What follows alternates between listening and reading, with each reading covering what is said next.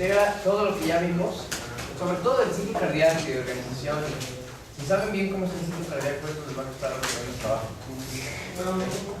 Entonces, la verdad es que no es difícil. ¿Leyeron un poquito de lo que les mandé en el mail? Sí. Ok, qué bueno, porque si leyeron les va a quedar mucho más claro. ¿Okay? Bueno, vamos a empezar con el primer tema, que es la falla cardíaca. Falla cardíaca también se conoce como insuficiencia cardíaca. ¿Por qué no lo digo? ¿Y qué quiere decir la falla cardíaca o insuficiencia cardíaca? Principalmente hay dos conceptos que les quiero decir. La falla cardíaca tiene estos dos características. Es la incapacidad del corazón para mantener el gasto cardíaco. Dijimos que el corazón lo que hacía era bombear sangre hacia adelante, ¿recuerdan? ¿Y de dónde la sacaba? De atrás, de las venas. Entonces, si falla el corazón, no va a poder empujarla hacia las arterias, pero tampoco la va a poder sacar de las venas. ¿Sí está claro? Entonces, va a empezar a tener bajo gasto cardíaco hacia adelante, pero ¿qué va a pasar hacia las venas? Se va a empezar a estancar la sangre hacia atrás. ¿Ok? Entonces, ¿sí quedó claro más o menos? Bueno, ¿cuál de estas creen que es lo primero que sucede? No, primero esta. ¿Por qué? El corazón, ¿qué es lo más importante que tiene que hacer? Mantener el gasto cardíaco. O sea, si el gasto cardíaco no se mantiene, los órganos no se perfunden. Si los órganos no se perfunden, se mueren. ¿Okay? Entonces, ¿cuál creen que le importe más? ¿Que se estanque un poco de sangre hacia atrás o que perfunda bien a los órganos? Entonces, esta es más importante. Entonces, cuando la falla cardíaca es ligera, a lo mejor tenemos afectación de esta, pero esta va a ser compensada. ¿Sí está claro? Ya cuando la falla cardíaca es muy avanzada, entonces ya vamos a tener alteración de las dos. Entonces, si la falla cardíaca está descompensada, o sea, si no hay mecanismos regulatorios que traten de compensar para la falla cardíaca, no va a poder expulsar la sangre suficiente para mantener una tensión arterial y no va a poder mantener la tensión arterial. ¿Se acuerdan que vimos en la clase anterior todos los mecanismos compensatorios? Sí. Si esos mecanismos compensatorios no existen o no son suficientes, entonces la tensión arterial empieza a disminuir y van a dejar de perfundirse los tejidos. ¿Okay? Esto es una falla cardíaca grave, porque los tejidos ya no se están perfundiendo. Ahora, hay varios mecanismos de compensación que lo que hacen es tratan de mantener el gasto cardíaco como de lugar. ¿Okay? ¿Qué mecanismos conocemos? Pues ya vimos un poquito la clase pasada. El sistema adrenérgico es uno muy rápido y que se utiliza mucho. ¿Okay? ¿Qué es lo que vamos a hacer? Pues estimulamos el simpático, se contrae más rápido el corazón y se contrae más fuerte. ¿Okay? Y así mantenemos el gasto cardíaco. La ley de Frank-Starling, ¿se acuerdan? Sí. Entonces, mientras más distensibilidad, mayor la contracción y la hipertrofia. Entonces, si el corazón le está costando trabajo mantener el gasto cardíaco, pues a veces lo que pasa es que se genera una hipertrofia. ¿Okay? Se genera una hipertrofia para tratar de que haya más músculo para poder expulsar todo eso. Oye, profe, la hipertrofia, por ejemplo, en atletas de alto rendimiento puede ser peligrosa en algún momento, ya que envejecen y así. Lo que pasa es que ahí hay dos conceptos. Hay personas que tienen una enfermedad que se llama una miocardiopatía hipertrófica, que se da genéticamente. Alguien tiene una hipertrofia anormal del ventrículo, sobre todo de la parte frontal.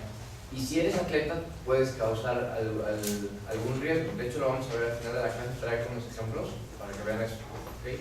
Y eso, varios de los atletas que tienen muerte súbita puede ser dado por eso, por una hipertrofia. Pero es una causa genética.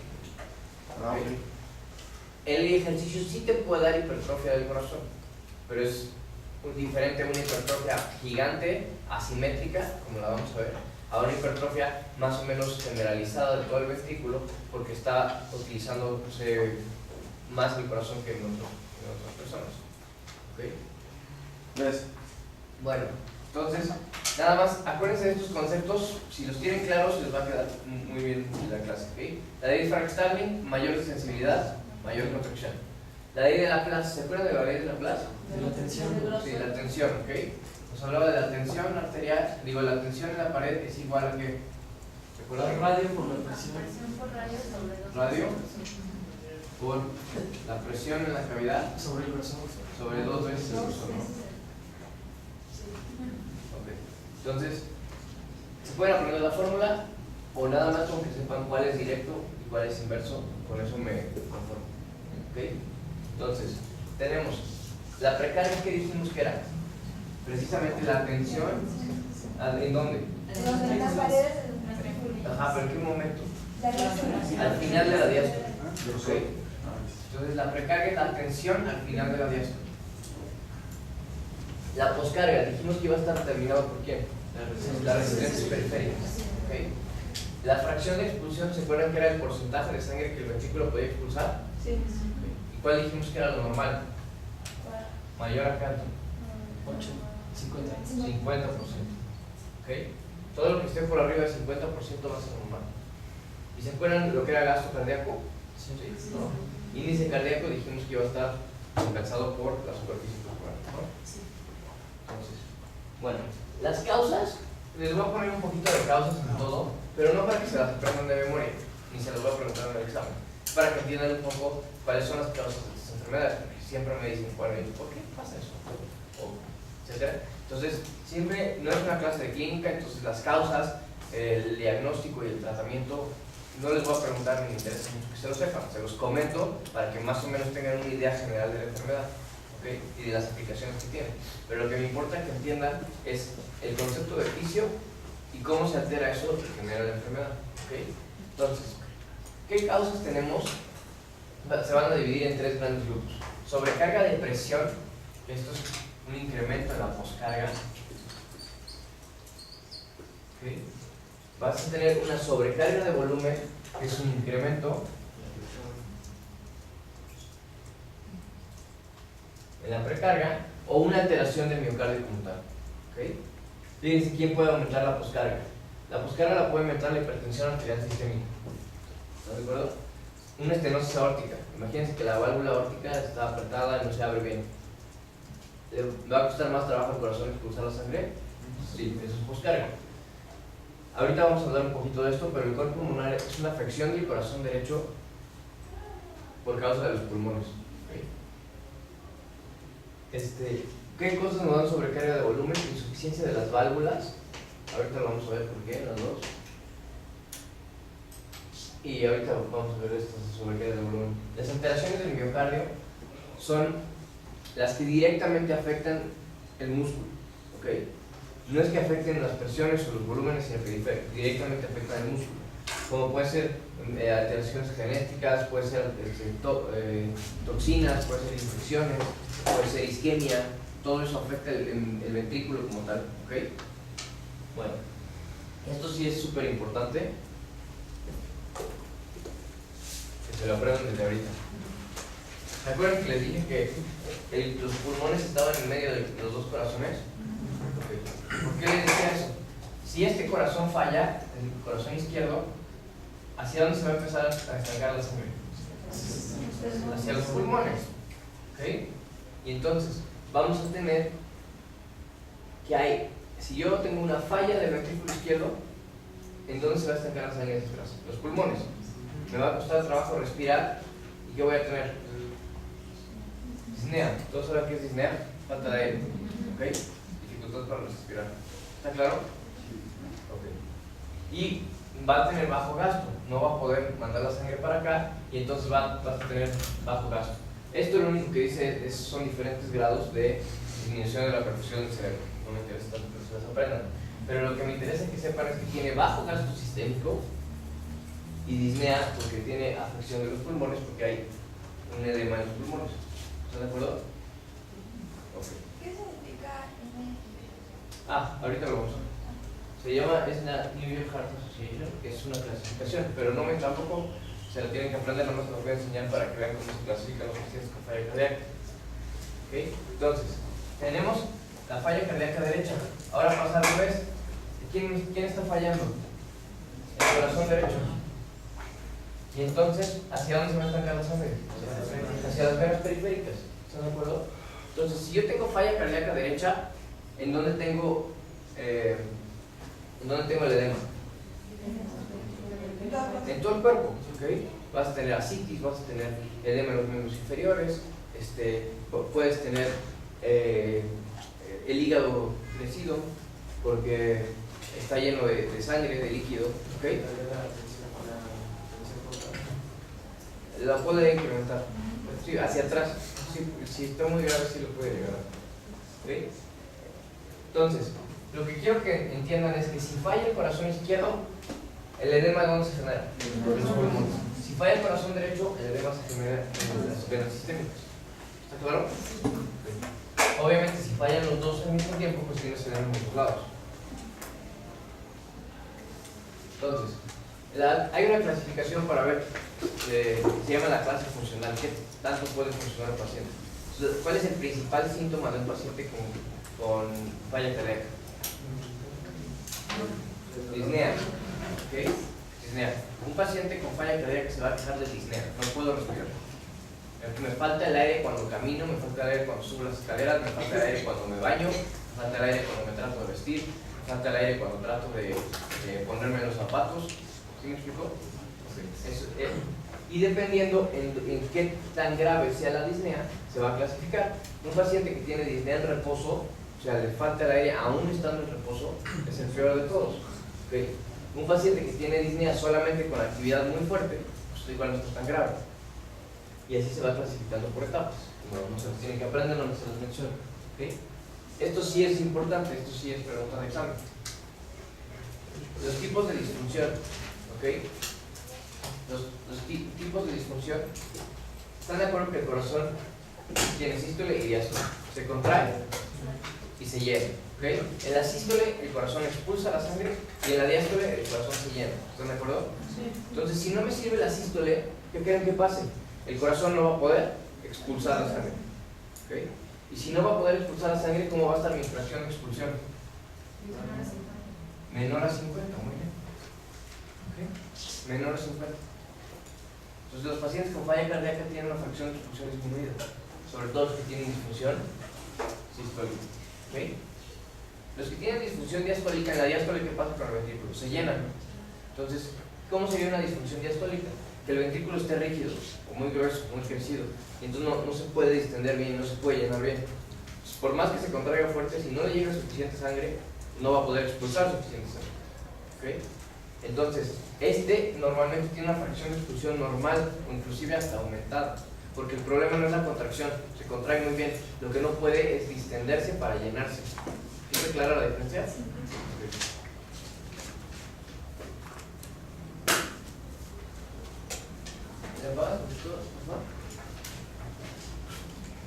Miren, este es un ejemplo. Este es un ejemplo. Este es el grosor del miocardio. ¿Sí lo ven? De aquí a acá. Este es el ventrículo izquierdo. Ventrículo izquierdo, ventrículo derecho. ¿Ok? Miren el espesor de la pared. La cavidad está reducida. Este ventrículo no se puede dilatar bien, no se puede distender bien para llenarse. Mientras que este ventrículo está gigante, ¿okay? La cavidad es todo esto, ¿okay? Miren el grosor del septum, ¿sí lo ven? Está súper delgadito. Probablemente este ventrículo no se puede contraer bien, ¿okay? Esta es una disfunción sistólica. La sístole no le funciona, no se puede contraer. Esta es una disfunción diastólica. La diástole no le funciona, no se puede distender, ¿ok? ¿Me aprendes? Sí. Sí, o sea, si tienes disfunción diastólica te baja el volumen latido, pero la fracción de expulsión es normal. Sí, exacto.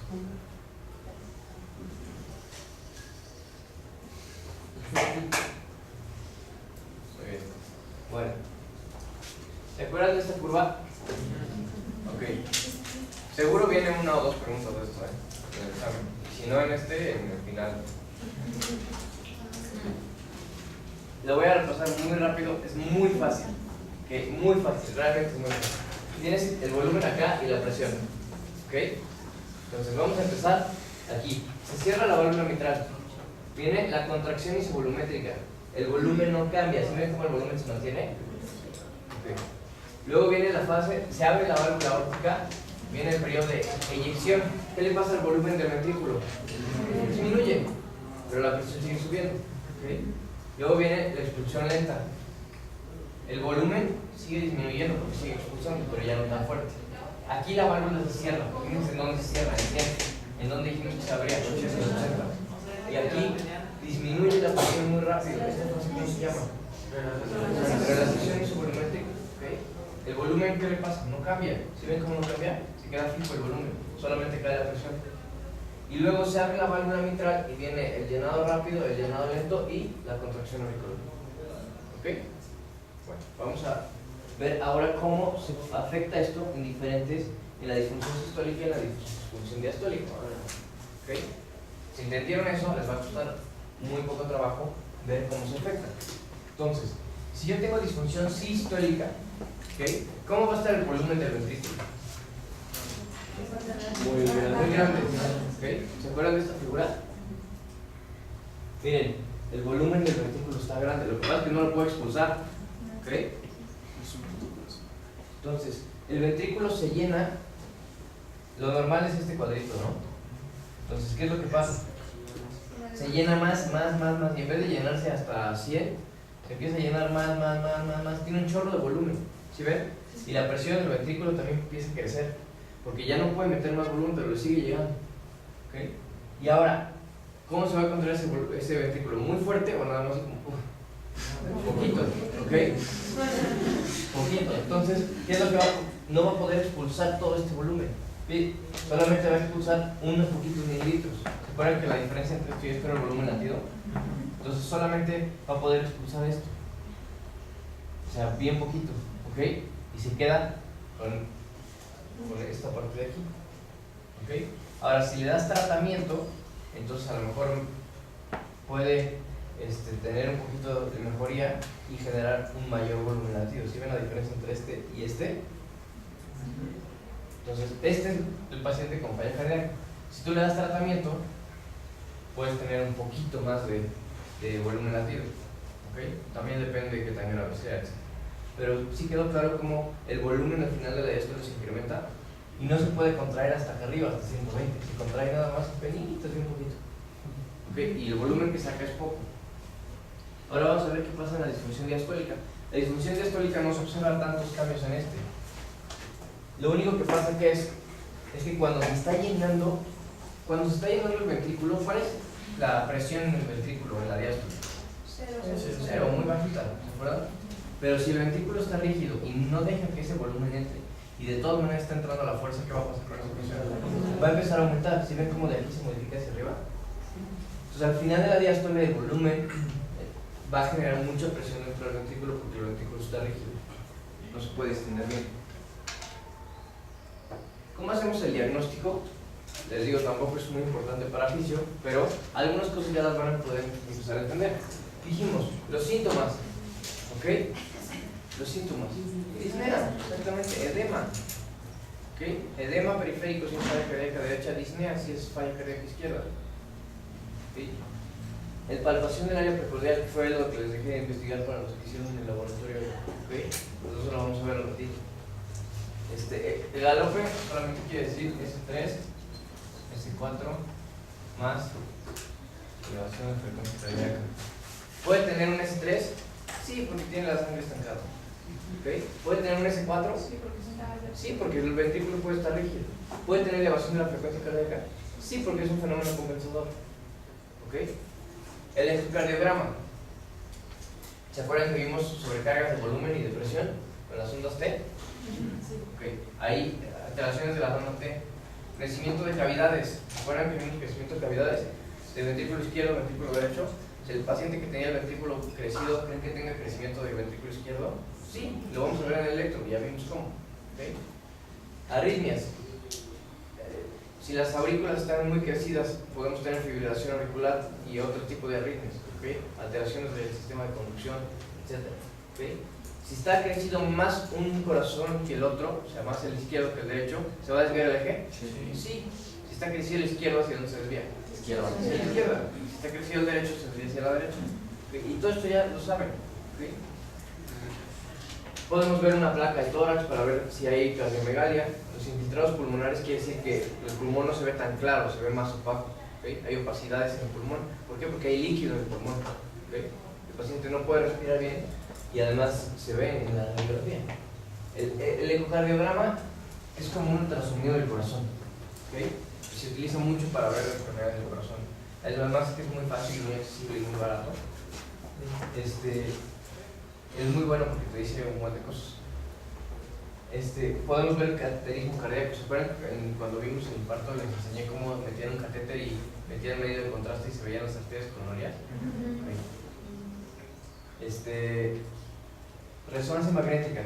La resonancia magnética tiene poca aplicación hoy en día en muchos lugares porque no es tan accesible. No todo el mundo la sabe hacer, no todo el mundo la sabe interpretar y no todo el mundo la puede pagar. ¿Okay? Pero da mucha información y cada vez van a empezar a ver más de esto. Entonces, ¿se acuerdan que les dije que tenían que aprender a ver anato en imagen? Entonces les voy a poner unos videos al final de imágenes de resonancia magnética de diferentes enfermedades que vamos a ver. ¿Okay? Entonces el tratamiento me da igual si se lo aprenden o no, pero se los menciono para que más o menos entiendan. ¿Okay? Y les quiero comentar aquí un concepto que a lo mejor no es tan importante para la clase, pero que les va a ayudar más en su carrera.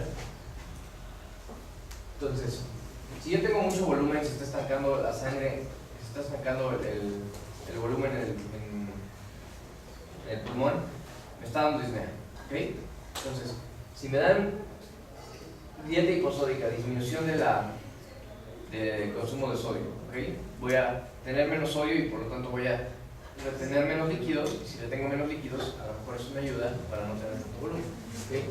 Obviamente, si me está dando disnea cuando subo 3 pisos, le voy a decir, no subo 3 pisos, o a dar el elevador, voy a hacer despacito. ¿Okay? Porque cada vez que te da disnea es porque el corazón está sufriendo, entonces tienes que estar en reposo. ¿Okay? Ahora, el tratamiento farmacológico es súper importante, lo van a ver en Pharma, los diferentes tratamientos farmacológicos, pero chéquense esto, los digitálicos son inotrópicos. ¿Se acuerdan del concepto de inotrópico? ¿No? Exacto. Dijimos que el inotropismo era la fuerza de contracción. ¿Se acuerdan de eso todos? El cronotropismo era la velocidad de la frecuencia cardíaca. ¿Okay? El inotropismo es la fuerza de contracción. Entonces, hay medicamentos que son inotrópicos. Si el corazón está fallando, ¿se les haría lógico darle algo que haga que se contraiga más fuerte? Pues es histórica. Bueno, sí, normalmente es histórica. Es raro que sea histórica, pero sí puede llegar a ser. Si el corazón no se contrae bien, si le das algo que haga que se contraiga más fuerte, ¿le suena lógico? Sí. Por muchos años, o desde hace muchos años, existen esos medicamentos inotrópicos para mejorar la contractilidad del corazón. Los diuréticos. Si tengo mucho volumen estancado y le doy un diurético, el paciente orina más volumen, disminuye el volumen, ¿cree que le ayude para la disnea? Sí. ¿Okay? Vasodilatadores. Si el paciente tiene una poscarga muy grande y al ventrículo le está costando trabajo expulsar la sangre y yo le quito la poscarga, le dilato las regiones periféricas y le ayudo a que el corazón se pueda vaciar más fácil, ¿le estoy ayudando? Sí. Okay. Ahora hay uno que es contraintuitivo. ¿Se les haría lógico darle a un paciente un beta bloqueador? ¿Qué hace el beta bloqueador? Disminuye la frecuencia cardíaca y disminuye la contracción. El beta bloqueador no hace vasodilatación. ¿Okay? Porque acuérdense de los receptores. ¿Okay? El beta 1 hace vasodilatación. ¿Se acuerdan que les dije? Sí. Entonces, digo. No, el beta 2. Beta 2. El beta 2 hace vasodilatación. ¿Okay? El beta 1, ¿en dónde está? En el corazón. ¿Okay? Y el beta 1 hace esto. Incrementa la frecuencia cardíaca, incrementa la contracción. Si yo bloqueo beta 1, disminuye la frecuencia cardíaca y disminuye la contracción. ¿Okay? Beta 2 no voy a meter mucho en él. De hecho, muchos medicamentos son selectivos de beta 1. Hay unos que sí afectan a beta 2 también, pero lo importante es beta 1. Entonces, si yo tengo falla cardíaca, ¿creen que sea bueno disminuir la frecuencia cardíaca y disminuir la contracción? Pues como que no suena lógico, ¿no? Entonces, por muchos años dijeron, ¿cómo le voy a dar a un paciente un beta bloqueador? Lo voy a matar. Si lo que no le funciona es el corazón y lo voy a disminuir la frecuencia y la contractilidad, o sea, nadie se atrevía a dar un medicamento. ¿Okay? Bueno, hoy en día se sabe que de todos estos son los únicos que reducen la mortalidad en los pacientes con insuficiencia cardíaca. Porque disminuye el consumo de oxígeno. ¿Ok? Piénselo de esta forma. Es un paciente que el corazón está muy cansado. El corazón está sufriendo. Entonces, si yo le doy un inotrópico, lo voy a poner a trabajar más fuerte. Voy a mejorar un ratito, pero voy a hacer que se canse más rápido. ¿Sí estamos de acuerdo? Okay. Si yo pongo al paciente en reposo, le doy los otros medicamentos y además le doy un beta bloqueador, o sea, mientras los órganos estén bien perfundidos, que tenga buena presión arterial, etc. Y si mientras los órganos no sufran, lo que voy a hacer es disminuir el consumo de oxígeno. Si disminuye el consumo de oxígeno, disminuye el trabajo que tiene que hacer el corazón. Si el corazón tiene que hacer menos trabajo, el corazón dura más años. ¿Está claro? Sí. Entonces, ¿cómo se dieron cuenta de esto? Hay un concepto en medicina que se llama la medicina basada en evidencias, que es la medicina que van a practicar ustedes, ¿okay? Y que ya se está practicando. La medicina basada en evidencias. ¿A qué se refiere el concepto de medicina basada en evidencias? Es, agarro, por ejemplo, en medicamentos, agarro a 1000 pacientes y les doy un medicamento y a 1000 pacientes y les doy otro. ¿Okay? Entonces, antes la medicina se basaba en lo que yo creía que pasaba porque sabía cuál era el mecanismo de acción del fármaco y sabía cuál era la fisiología y suponía que iban a mejorar porque deberían de mejorar, pero no tengo la evidencia de que los pacientes mejoran, porque no es lo mismo lo que pruebas en el laboratorio o en el libro que lo que pasa en la vida real, ¿okay? Porque hay muchos mecanismos que pueden estar involucrados. Entonces, si yo le doy un medicamento a un paciente que puedo no saber ni cómo funciona, pero mejoran, y le doy y no le doy medicamento o le doy uno diferente a otro grupo de pacientes y hay una clara diferencia entre un grupo y el otro, ahí sí hay una evidencia de que el medicamento está funcionando. ¿Están de acuerdo? Y puede ser que ni siquiera sepa cómo funciona. ¿Okay?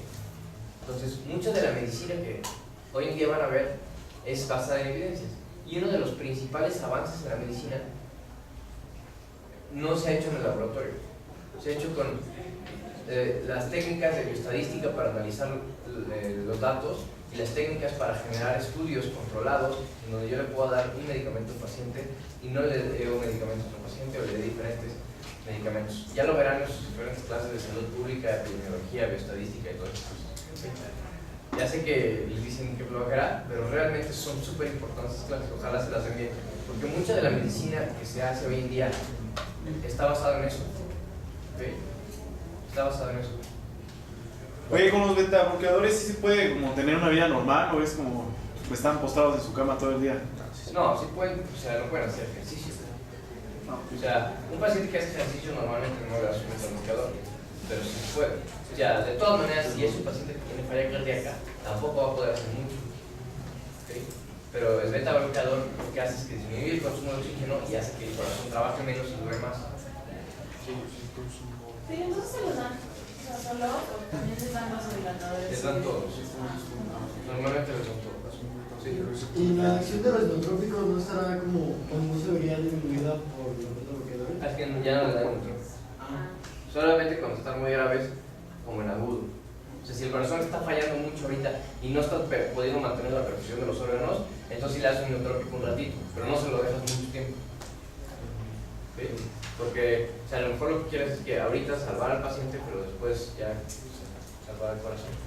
Y bueno, y finalmente el trasplante cardíaco es como el último recurso. ¿Okay? Bueno, voy a dejar los videos para el final. Vamos a hablar de choque. Este está bien divertido, es bien padre. Bueno, preguntas de falla cardíaca. Sí. No entendí por qué era la hipertrofia. Ah, sí, de la compensada. Perdón por preguntar otra vez. No, está bien. Es que no entendí. ¿Por qué se compensa cuando hay hipertrofia? O sea, imagínate que el corazón, hay mucha poscarga. Tienes hipertensión, por ejemplo. El paciente tiene 25 años de hipertensión y el ventrículo izquierdo está bombeando sangre, y cada vez que bombea le cuesta trabajo expulsarlo, le cuesta trabajo. O sea, el ventrículo se empieza a cansar mucho, ¿okay? Y empieza a tener falla cardíaca. Entonces, para compensar y poder seguir mandando el gasto cardíaco, genera una hipertrofia para poder mandar la contracción más fuerte. ¿Okay? Obviamente, todos los mecanismos compensatorios llegan hasta cierto punto. Llega un punto en donde ese ya no es suficiente y de todas maneras falla. ¿Okay? Bueno, el estado de choque es súper divertido. Pero a mí me gusta mucho. ¿Quién me dice que es choque? Cuando bajó el nivel de oxígeno a la perfusión, los tejidos están bien. Sí, por ahí lo dijeron.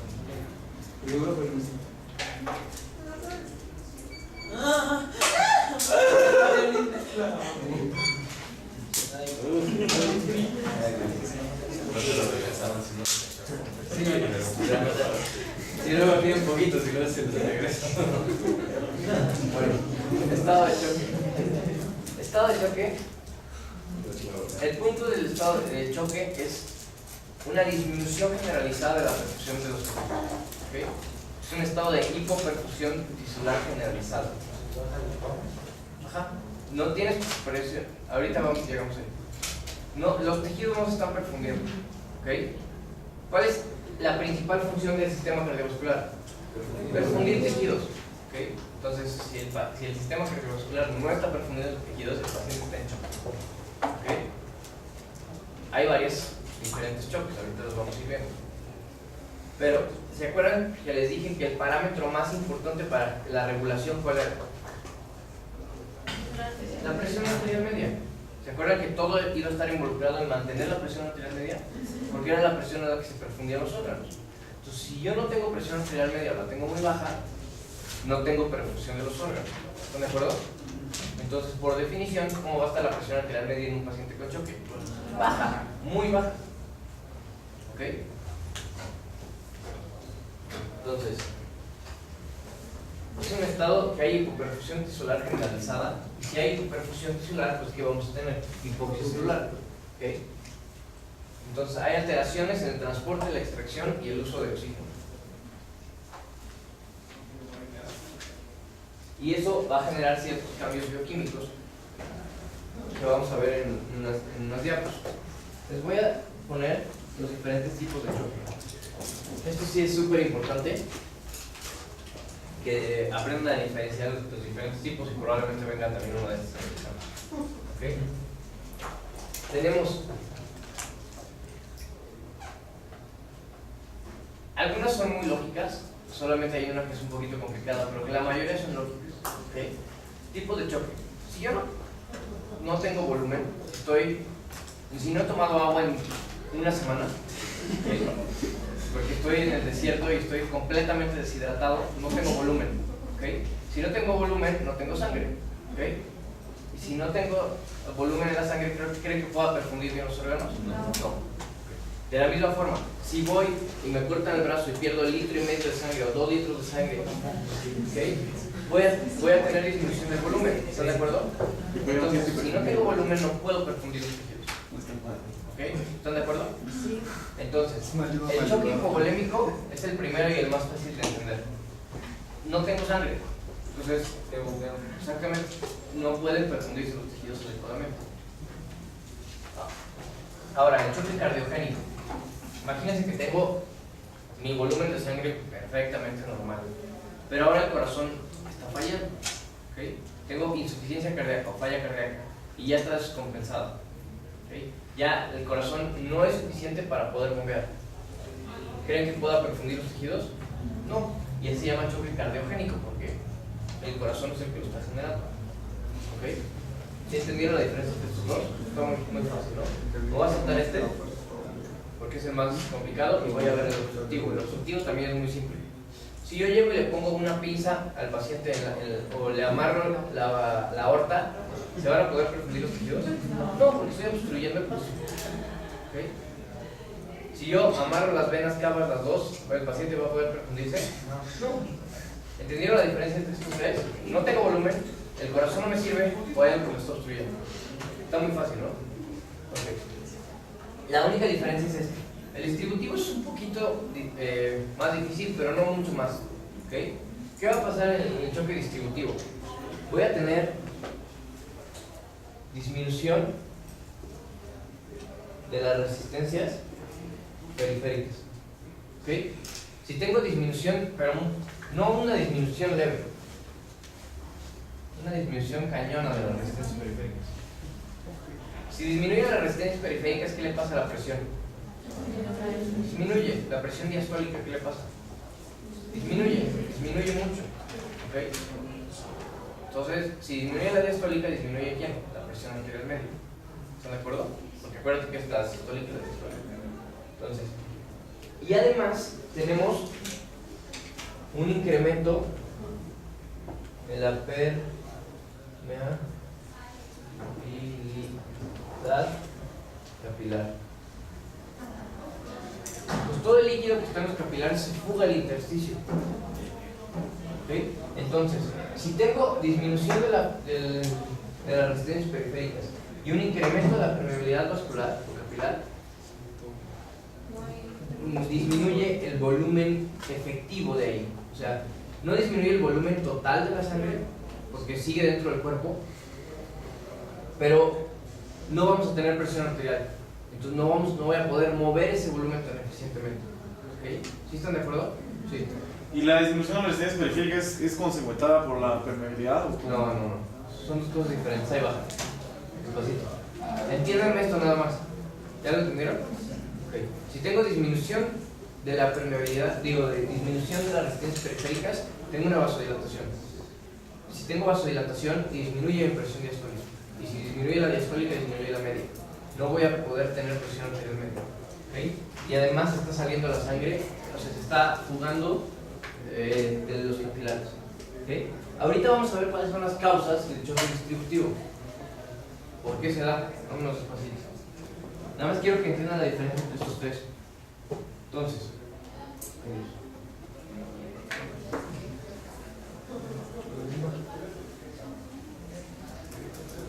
vamos a poner en este esquema.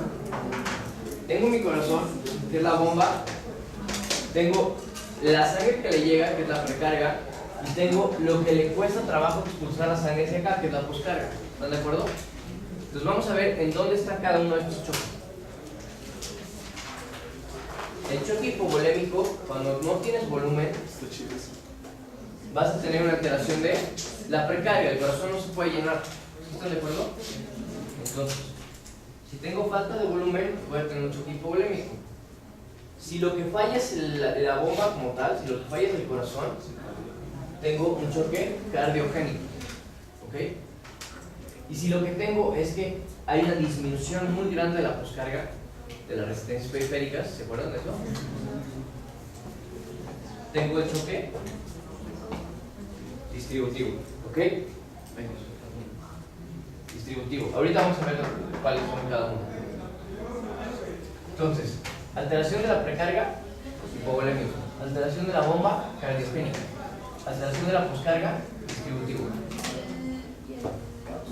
El obstructivo es cuando obstruyes aquí, en donde sea, ¿ok?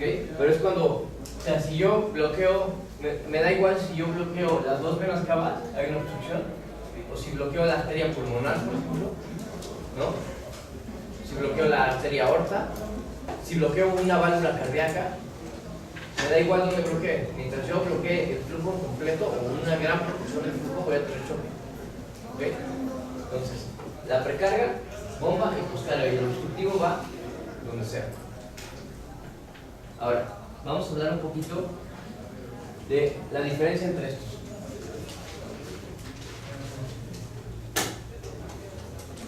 El choque cardiogénico. Si tengo un choque cardiogénico, falla el miocardio, no se puede contraer. ¿Okay? Disminuye la contractilidad. ¿Sí lo ven? Si disminuye la contractilidad, baja el gasto cardíaco. Si baja el gasto cardíaco, baja la presión arterial media. ¿Se acuerdan que la presión arterial media es igual a gasto cardíaco por resistencias periféricas totales? Entonces, si yo bajo el gasto cardíaco, ¿qué le pasa a la presión arterial media? Disminuye. ¿Okay? Ahora, si tengo un choque hipovolémico, disminuye la presión con la que se llenan los capilares, disminuye el retorno venoso. ¿Se acuerdan que dijimos que el retorno venoso era qué tanto se llenaba el corazón, y dijimos que siempre iba a estar de la mano con el gasto cardíaco porque tenía que ser lo mismo. Entonces, si disminuye el retorno venoso, disminuye el gasto cardíaco. Si disminuye el gasto cardíaco, disminuye la presión arterial media. Fíjense cómo esto, presión arterial media, es igual a gasto cardíaco por resistencia periférica. ¿Ok? Entonces, ahora vamos con el choque distributivo. ¿Cuáles son las causas del choque distributivo? El choque distributivo normalmente es cuando no puedes mantener la presión en los vasos porque tienes vasodilatación excesiva de todos lados. ¿Okay? Hay muchas causas que te pueden dar vasodilatación excesiva. Aquí voy a poner dos grandes grupos. Uno es cuando hay inflamación. ¿Okay? Lo vamos a ver en uno. Cuando hay inflamación de un lugar, yo necesito generar vasodilatación, incremento de la permeabilidad para que lleguen las células inflamatorias y ataquen al tejido que está infectado. ¿Están de acuerdo? Entonces, sí. ¿Cómo se pone un lugar que está inflamado? Rojo y caliente. Porque tienes vasodilatación, tienes incremento de la permeabilidad. ¿Okay? La inflamación genera que se salga líquido de la sangre hacia el intersticio, generas vasodilatación y generas incremento de la permeabilidad. Eso está bien si es localizado. Pero si tienes una infección en la sangre y la tienes generalizada, ¿okay? Generas vasodilatación de todo el cuerpo. Y si generas vasodilatación de todo el cuerpo, puedes llegar a tener choque, ¿okay? Porque no tienes resistencia periférica.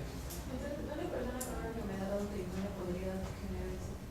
Sí, una persona con autoinmune sí lo puede generar. Es muy raro que una enfermedad autoinmune te dé una inflamación tan grande que te afecte todo el sistema, pero sí se ha descrito. Las más comunes es el choque séptico, ¿okay? Que es cuando tienes sepsis, es infección, ¿okay? Entonces, cuando tienes una infección generalizada, una infección de la sangre, generas vasodilatación excesiva, incremento de la permeabilidad. El otro es el anafiláctico, que es una alergia, ¿okay? La alergia, lo que pasa es que el cuerpo cree que es una infección, pero no, es una partícula inerte que no tiene ningún problema. Entonces, soy alérgico, no sé, por ejemplo, el piquete de abeja, ¿ok? Me pica una abeja y entonces, si yo soy alérgico, puedo generar un choque anafiláctico. ¿Por qué? Porque genera una respuesta inflamatoria muy exagerada a una cosa que debería de ser no tan grave, ¿ok? Entonces genero una inflamación muy grande y a la hora de generar la inflamación, ¿se acuerdan que en la clase pasada al final vimos los compuestos vasoactivos que generaban vasodilatación?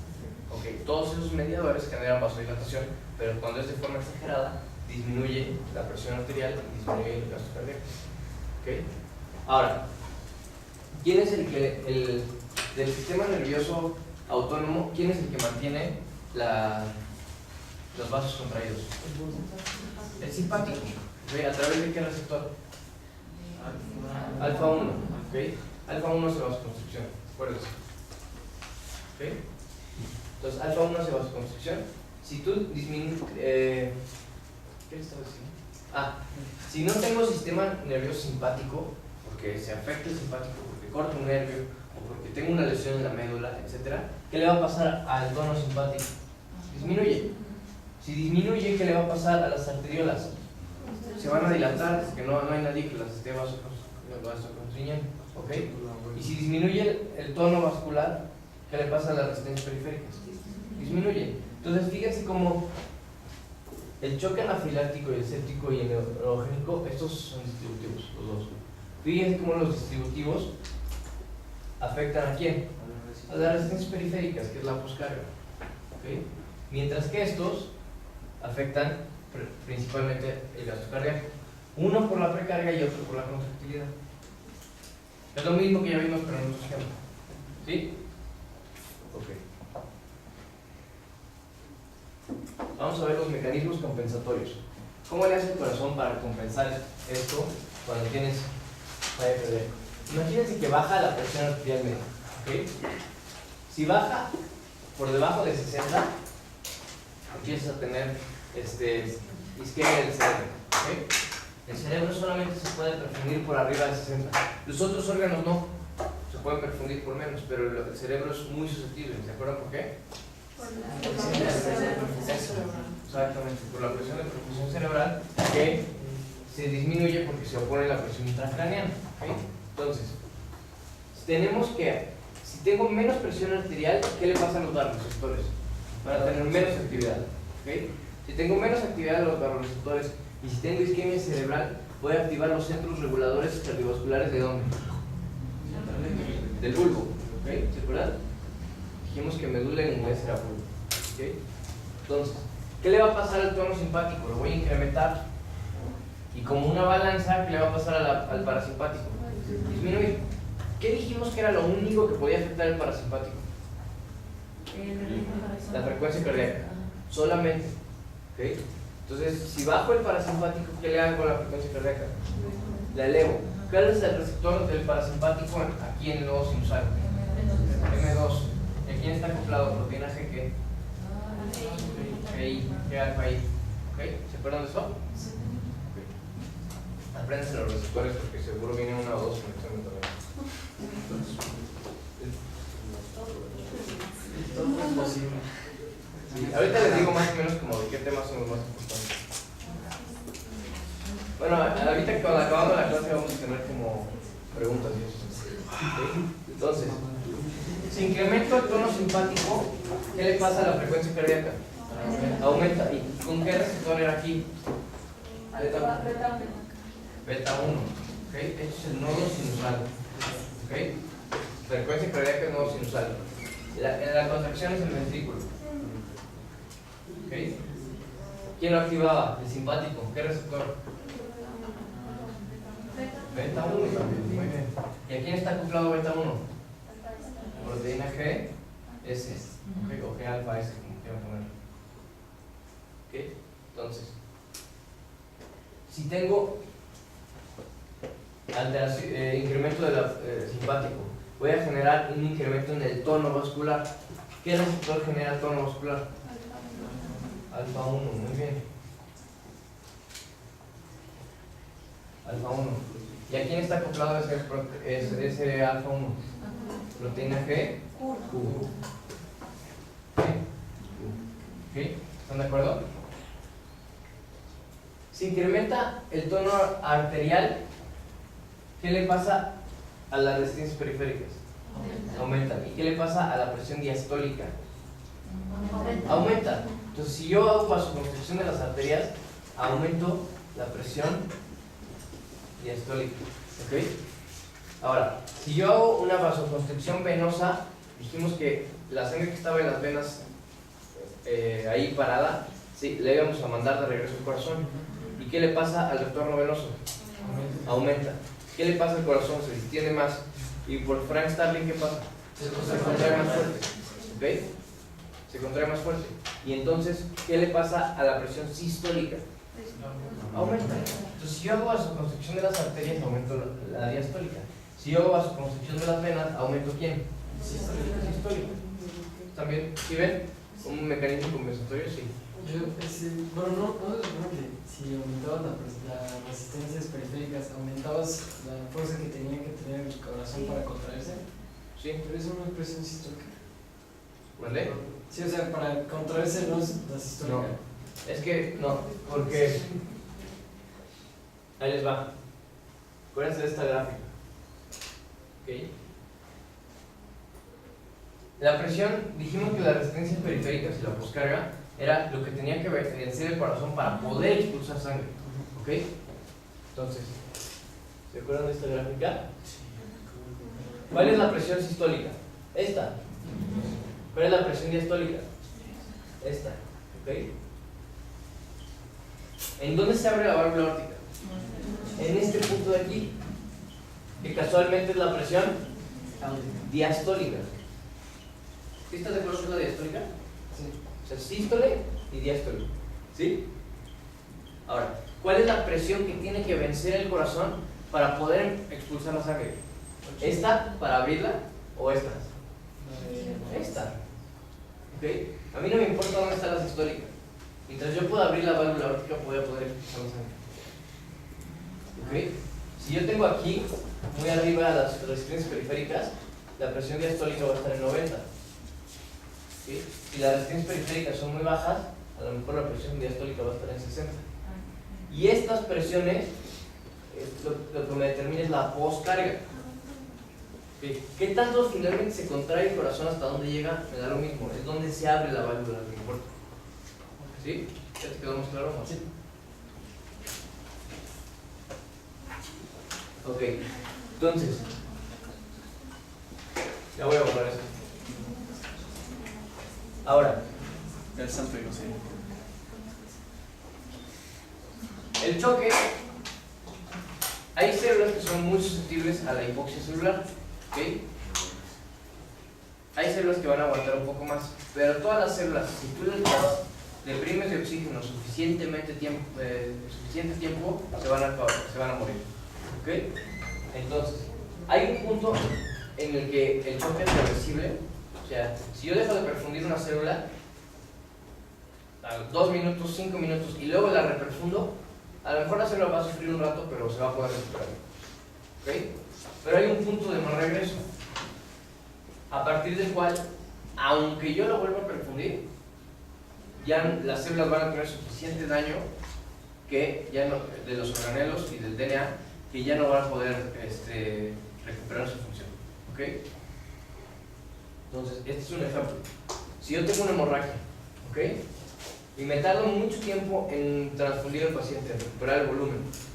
Entonces, cuando lo llevo a transfundir se recupera un momento, pero luego vuelve a caer porque ya no funcionan los mecanismos reguladores, ¿ok? Entonces, ¿por qué se dan los mecanismos de no regreso? Aquí, esta es una de las razones. No sé, se por los cuadritos, traten de seguirlo, está súper lógico. Si disminuye el gasto cardíaco, disminuye la presión arterial, ¿ok? Si disminuye la presión arterial, disminuye el flujo de sangre hacia los tejidos, ¿están de acuerdo? Ok, entonces, si disminuye la nutrición, o sea, del músculo cardíaco, ¿creen que va a disminuir la contracción? Sí. Pues entonces eso no ayuda, ¿están de acuerdo? Entonces, si disminuye el flujo, dijimos que la sangre que no se mueve, o que se mueve muy lento, ¿qué le puede pasar? Se coagula. Y se coagula, ¿creen que eso ayude a que haya flujo o que disminuya? Que disminuye, y todo eso va contribuyendo, ¿ok? Entonces, si disminuye el retorno venoso, pues todavía disminuye más el gasto cardíaco y se va como retroalimentando, ¿ok? Ahora, si disminuye la nutrición de los tejidos, si el cerebro no está perfundido, el cerebro no puede mandar actividad simpática. Y si no puede mandar actividad simpática, tienes vasodilatación vascular. Y si tienes vasodilatación vascular, tienes sangre estancada en las venas que no puedes mandar a la circulación.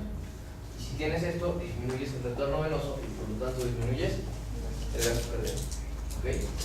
Si tú tienes afección del sistema vascular, o sea, los vasos no están bien, o sea, no funcionan adecuadamente, ¿okay? Entonces se va a empezar a fugar sangre por los capilares. Si tienes fuga de sangre por los capilares, tienes disminución del volumen. Si se fuga los capilares, ya no llega el retorno venoso, y si ya no llega el retorno venoso, baja el gasto cardíaco y está ciclado, ¿okay? Por último, si tienes isquemia del tejido, vas a liberar, vas a generar necrosis, ¿okay?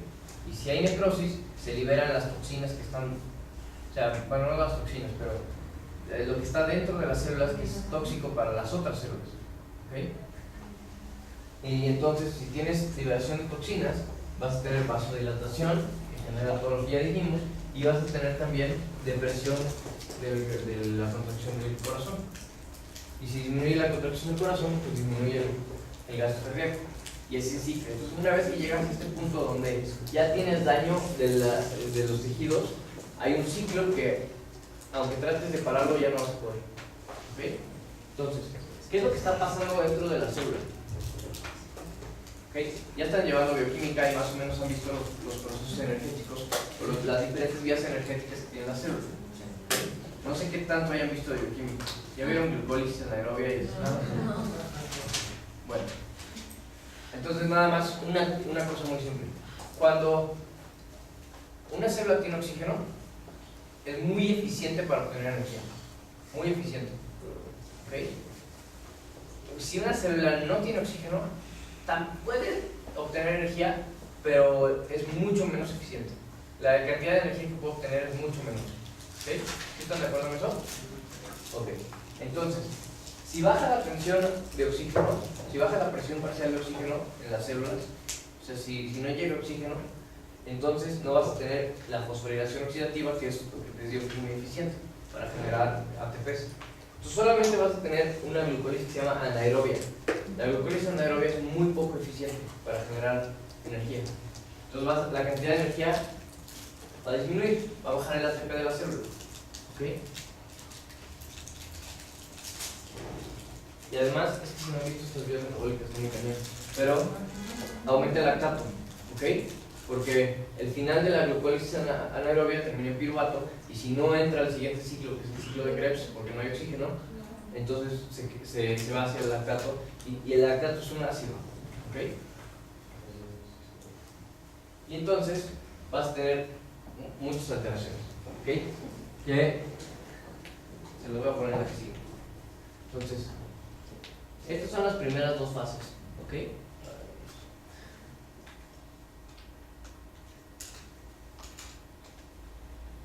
¿Ok?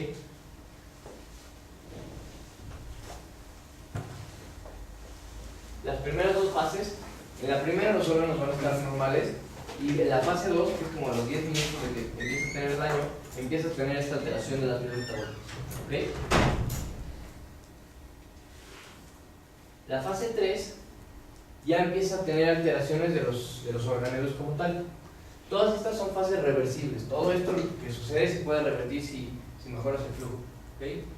Vas a tener condensación del compartimiento interno de la mitocondria. Vas a tener que la fosforilación oxidativa, el mecanismo de la fosforilación oxidativa todavía funciona. Lo que no tienes es oxígeno, pero el mecanismo no se ha echado a perder. Entonces, si tú le recuperas el oxígeno, lo puedes volver a echar a andar. ¿Ok? Tienes contracción del retículo endoplásmico, tienes edema de los lisosomas, tienes disminución de la síntesis proteica, porque no tienes energía, no puedes generar proteínas. ¿Ok? Y que es muy importante para mantener el volumen celular, la tonicidad de la célula, el control entre los electrolitos, son las bombas. ¿Se acuerdan de las bombas? Y las bombas, sobre todo el ATP ácido de potasio, que es la que mantiene mucho de la regulación, necesita de ATP. Si no tengo ATP, ¿qué empieza a pasar? Empieza a haber alteraciones osmóticas de la célula. ¿Okay? Entonces la célula se empieza a hinchar. Todo eso, hasta ahí era todo reversible. Pero cuando ya empieza a haber incremento de sodio y calcio intracelular, este ya es el punto de no regreso. ¿Puedes pasar así? Entonces empieza a haber edema de la mitocondria, importante. ¿Vamos a ver qué sigue? Disminuye la posibilidad de supervivencia, aumenta la permeabilidad de la membrana, ¿okay? Entonces empiezan a perder las proteínas de la célula, empieza a tener edema de los organelos masivo, hay ruptura de los organelos,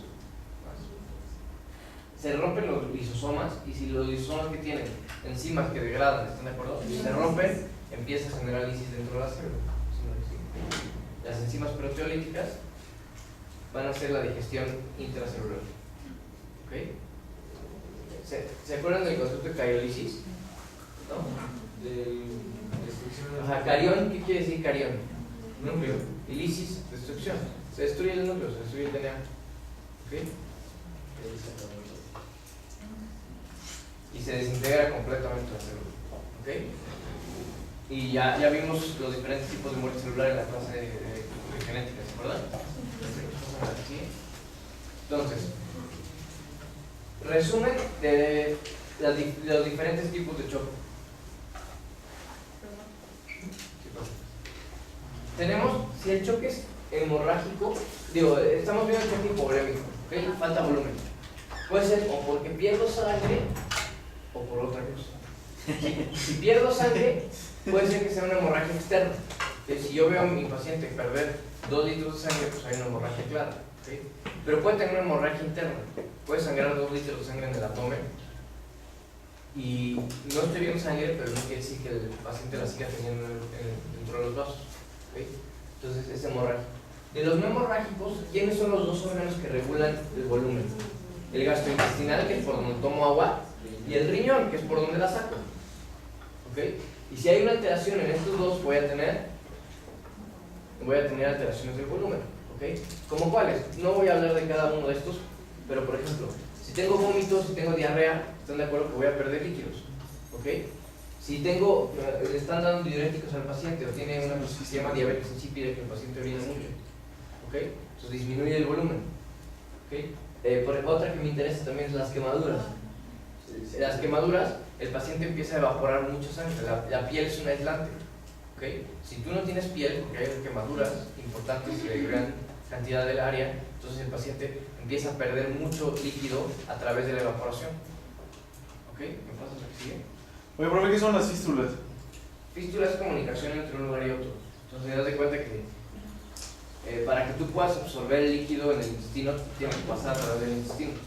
Pero si tú conectas una parte muy proximal con una parte muy distal del intestino, puede pasar muy rápido sin que lo absorbas. ¿Ok? O puede ser una fístula también hacia el exterior.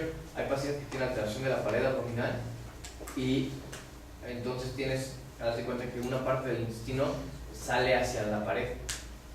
¿Ok? Entonces en vez de absorberse, lo sacas. Sí. ¿Y lo de tercer espacio? Es edema. Ah, ¿Ok? Es edema importante. O sea, tienes el líquido dentro del cuerpo, pero no está dentro del vaso. ¿Me pasas? Ya, muy bien. Ok, esto es importante porque esta tablita les va a poder ayudar a diferenciar entre los diferentes tipos de choque. Ok, ¿cómo creen? No, esto no es. Estos son los grados de choque. En la que sigue es la que les va a ayudar a diferenciar. Estos son los diferentes grados. Depende de la cantidad de volumen que yo esté perdiendo, pues es la cantidad, es la gravedad del choque. ¿Están de acuerdo?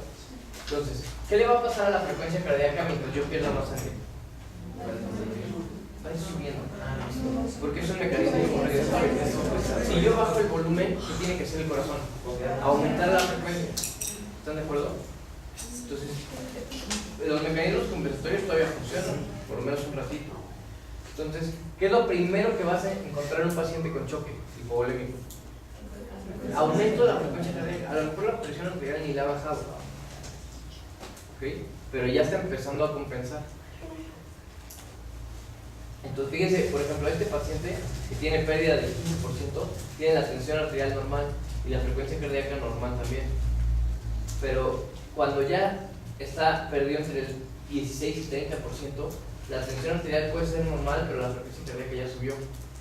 ¿Okay? Y mientras más volumen pierdas, la frecuencia cardíaca va a disminuir, la tensión arterial disminuye y la frecuencia cardíaca sube mucho. ¿Ok? Entonces fíjense cómo también el riñón trata de regular. Mientras más volumen pierdas, el paciente va a dejar de orinar para no perder más volumen. ¿Ok? ¿Me paso la que sigue?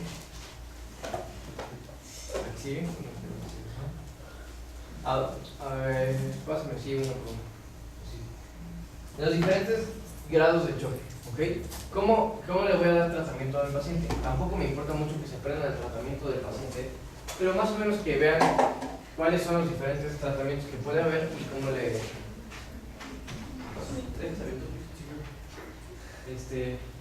Si el paciente tiene un choque de grado 1, entonces le puede decir, toma agua y con eso a lo mejor es suficiente. ¿Ok? Sí. Okay, ahí. El grado 2, le voy a dar tratamiento intravenoso. ¿Okay? Le voy a dar con cristaloides y coloides. ¿Alguien sabe qué es esto? Bueno, lo van a ver en cirugía. Pero los cristaloides, ¿la sangre qué tiene? La sangre, o sea, si yo pierdo sangre, pierdo 1 litro de sangre, ¿qué estoy perdiendo? Agua, electrolitos, proteínas y células. ¿Okay? Todo eso tiene la sangre. Entonces, a lo mejor el grado 1 ya va a ser suficiente que le reponga pura agua. ¿Okay? Aunque le reponga pura agua, el cuerpo se encarga de reponer lo demás. No importa mucho. Pero si ya perdí más sangre, entonces tengo que reponer no solo agua, sino que también ¿qué? Electrolitos, esos son los cristaloides. ¿Ok? Pero si yo perdí muchas proteínas, por más que le reponga agua y electrolitos, no voy a tener presión oncótica. ¿Y qué le va a pasar a ese líquido? Se va a fugar. Entonces, los coloides no son proteínas, pero es como si fueran proteínas. Incrementa la presión oncótica intravascular. ¿Ok? Y entonces jala agua hacia el vaso. O el volumen que le estás dando lo mantiene intravascular y hace que se fugue menos. ¿Ok? Pásame la que sigue. Y así es muy grave, entonces ¿qué tengo que pasar? Glóbulos rojos. ¿Ok? Una transfusión de sangre, glóbulos rojos. Porque no es suficiente el agua y los electrolitos y los coloides, sino que tengo que ponerle glóbulos rojos. ¿Ok? ¿Me acuerdo la que sigue?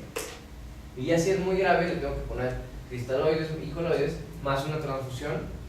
Esta tiene que ser, bueno, lo hacemos que sea compatible, o sea, vemos cuál es compatible uno con otro, y el otro nada más vemos que sea o de su mismo tipo de sangre o de una sangre universal y se la pasa, porque cambias un riesgo por otro, pero no se meta mucho en eso. ¿Ok? ¿Me pasas la que sigue? Ahora sí, choque distributivo, vamos a ver un poquito más, porque creo que quedó como confusión del choque distributivo. Voy a hablar de 3 grandes grupos. El choque anafiláctico es alergia. ¿Okay? Entonces, hay una alergia y hay una exageración y se liberan aminas vasoactivas. Ya dijimos lo que eran los compuestos vasoactivos. Estos generan vasodilatación exagerada de todo el cuerpo. Y entonces disminuye como la histamina. La histamina es lo vimos la clase pasada, sí. La histamina es también broncoconstrictora, ¿no? Ajá. Sí. La histamina genera vasodilatación. Vasodilatación importante, ¿ok? Y entonces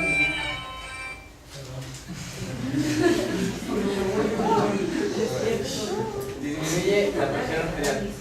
El choque séptico, ¿ok? Lo vamos a ver en uno y seguramente lo van a ver en tercer semestre en microbiología. Pero las bacterias gram negativas, ahí tiene un compuesto de la pared celular que se llama lipopolisacárido, que se abrevia LPS, lipopolisacárido. Es una toxina, se llama endotoxina. Y esta endotoxina genera un daño vascular, genera incremento de la permeabilidad y genera vasodilatación importante. Y este es el compuesto principalmente que es el mediador del choque séptico. ¿Okay? Muchos pacientes en el hospital, muchos pacientes infectados, si un paciente se muere de infección generalizada, se muere de choque séptico. ¿Okay? La infección es tan grande que el paciente le da una neumonía y esa neumonía se va a la sangre. ¿Okay?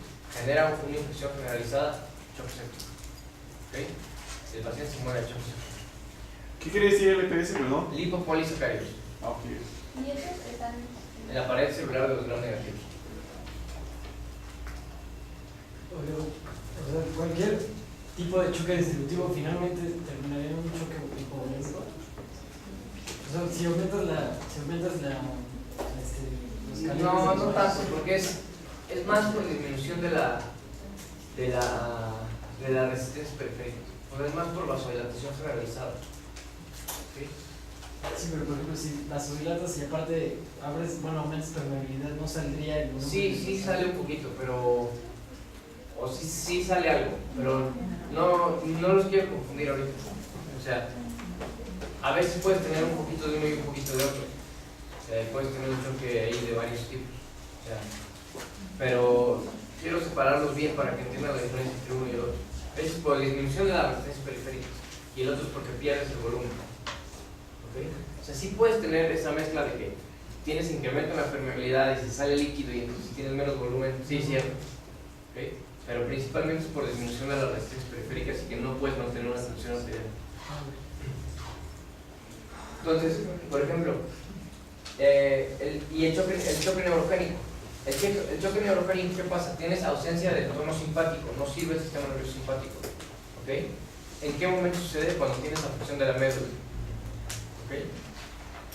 O cuando tienes anestesia profunda. ¿Me pasa la que sigue? El choque obstructivo, ese es padre porque es algo de varias enfermedades que a lo mejor decían, ok, no sabía qué era, o las había oído, o a lo mejor ni las habían oído. ¿Qué es la tromboembolia pulmonar? Es que no me puedo Y todo no sabemos.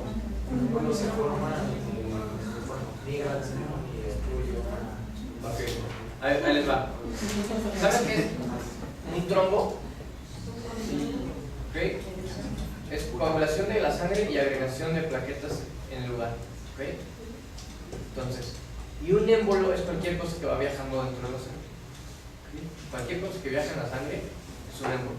Entonces, ¿qué quiere decir la tromboembolia pulmonar? Forma un trombo en un sitio, se desprende de ahí, emboliza, o sea, se desprende y viaja por la sangre, y finalmente llega y ocluye las arterias pulmonares. Eso se llama tromboembolia pulmonar. ¿Ok? Sí, sí. Pero yo tengo una duda. Es que, ¿cuándo, o sea, si se te despega un trombo, cuánto tiempo te tarda en, no sé, que se atore en un capilar del cerebro? ¿Es como muy largo o luego? ¿El cerebro? Ah, o sea, no sé qué se da. No, o sea, es como pregunta que siempre he creado cuando A ver, cuando escucho de los accidentes, cuando tapa una arteria en el cerebro por un trombo, o sea, siempre me he preguntado si ese trombo se acaba de despegar de otro lado o llevaba mucho tiempo circulando en la sangre y de repente ya entró al cerebro. O es como que se despegó luego y ya luego se caja. Es a ver, pregunta. ok. Ahí va, pongan atención en esta pregunta. Cuando tienes una oclusión de las arterias del cerebro, hay de dos tipos. Una que se llama la trombosis o aterotrombosis, que es como un infarto. ¿Se acuerdan que les dije del infarto? Tienes la placa, tienes tu vaso, nada más que en vez de la coronaria del cerebro, tienes tu placa de ateroma, la placa de ateroma se rompe y ¿qué genera? Un trombo aquí y aquí se ocluye, no emboliza a ningún lado, aquí obstruye, no viaja para ningún lado. Esto se llama aterotrombosis, que es una causa de eventos vasculares cerebrales. ¿Okay? Otra causa diferente es el embólico. ¿Okay? Del embólico hay de varios tipos. El cardioembólico, el trombo se genera en el corazón y viaja. ¿Okay? O el embólico de arteria a arteria. Se genera una arteria, se desprende y viaja a una arteria más chiquita donde la tapa. ¿Okay? Pero son diferentes causas. Una es se genera en el sitio, otra es se genera en el corazón y viaja, y otra se genera en una arteria y viaja. Ahora, ¿cuántas vueltas le puede dar el trombo antes de, o el émbolo antes de estancarse en un lugar? Pero ni una, porque no puede pasar. O sea, no puede seguir dando vueltas porque el trombo se hace más chiquito. O sea, mientras más chiquito, pues llega más distal, pero no va a pasar ni siquiera una vez. ¿Ok? Sí, es que tenía dudas. ¿Sí quedó claro? Sí. Okay. Bueno, entonces la tromboembolia pulmonar, súper importante y súper frecuente, y la van a ver millones de veces en millones de lados. Entonces, ¿cómo se genera una tromboembolia pulmonar? La tromboembolia pulmonar se genera por una trombosis en las venas profundas de los miembros inferiores. ¿Okay? Hay una trombosis en los miembros inferiores, en las venas profundas de los miembros inferiores. Se genera un trombo ahí. Se desprende el trombo de los miembros inferiores y viaja llega por la vena cava inferior, llega a la aurícula derecha, ventrículo derecho y va a la arteria pulmonar. Y la arteria pulmonar se empieza a ramificar hasta que el trombo, o sea el émbolo que está viajando, es más grande que una de las arterias y ahí se tapa. ¿Están de acuerdo? Ahora, si es suficientemente grande, puede tapar la arteria pulmonar principal o una de las grandes ramas de la arteria pulmonar. Y eso genera una obstrucción del paso. ¿Están de acuerdo? Y si generas una obstrucción de la arteria pulmonar, pues no puedes seguir bombeando sangre. No le llega sangre al corazón izquierdo y el corazón izquierdo no puede bombear sangre. Y se llama choque obstructivo. ¿Sí? Ok. Voy a dejar esta para el último. Si yo tengo una válvula cardíaca y la válvula cardíaca se trombosa, se genera un trombo en la válvula cardíaca, por ejemplo la válvula mitral, y no deja pasar sangre para adelante ni para atrás, ¿creen que sea un choque obstructivo? No estoy dejando pasar la sangre, sí. Pero al abrirse la válvula no se destaparía. ¿Mandé? Al estarse abriendo y cerrando la válvula, no como que generaría movimiento se destaparía. No, pues si hay trombosis, o sea, la válvula ni siquiera se va a abrir y cerrar, se queda fija. ¿Okay? O sea, claro que se puede romper y generar un émbolo y lo mandas a la circulación. Sí se puede. Neumotórax y tensión. ¿Saben qué es un neumotórax? No. Neumotórax es cuando... Bueno, el neumotórax es cuando la presión, se pierde la presión negativa de la cavidad del corazón que se comprime en el pulmón, ¿no? Okay.